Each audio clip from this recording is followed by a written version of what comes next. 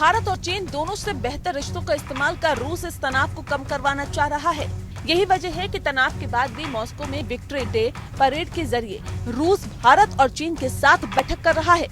हालांकि इसके पीछे कई और वजह हैं।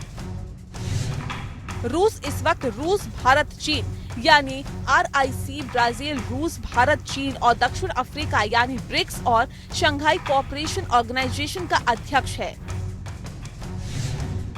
भारत और चीन इन तीनों समूह के सदस्य हैं। खबरों के मुताबिक रूस का मानना है कि नई दिल्ली और बीजिंग में तनाव के कारण ये समूह कमजोर हो सकते हैं। रूस की कोशिश है कि इन समूह के जरिए वैश्विक शक्ति संतुलन में बैलेंस बनाया जाए। इस साल के अंत तक रूस के सेंट पीटर्सबर्ग में ब्रिक्स और SCO की बैठक भी आयोजित होने की उम्मीद है। ये बैठक पहले इस साल जुलाई में होने वाली थी, लेकिन कोरोना महामारी के कारण इसे स्थगित कर दिया गया। रूस इन बैठकों में सदस्य देशों के नेताओं की उपस्थिति चाहता है ताकि इससे उसकी वैश्विक स्थिति को मजबूती मिले।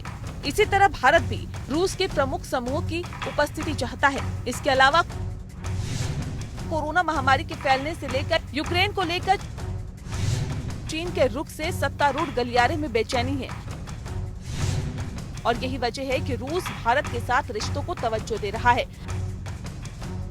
भारत और रूस उन देशों में शामिल रहे हैं जिन्होंने कोरोना वायरस की उत्पत्ति की जांच की मांग की है। हालांकि भारत चीन के मामले में रूसी दखल के कुछ और भी अहम कारण हैं। रूस ने अपने एक टॉप वैज्ञानिक पर देश की खुफिया जानकारी चीन को देने का आरोप लगाया है। ऐसी खबरें हैं कि रूस के आर्कटिक एकेडमी ऑफ साइंस के अध्यक्ष और चीन के डेलियन मैरीटाइम यूनिवर्सिटी के विजिटिंग प्रोफेसर वेलरी मिटको ने कुछ खुफिया जानकारी चीन के स्पेशल सर्विसेज को दी है। रूस ने कई सालों बाद चीन पर इस तरह के गंभीर आरोप लगाए हैं।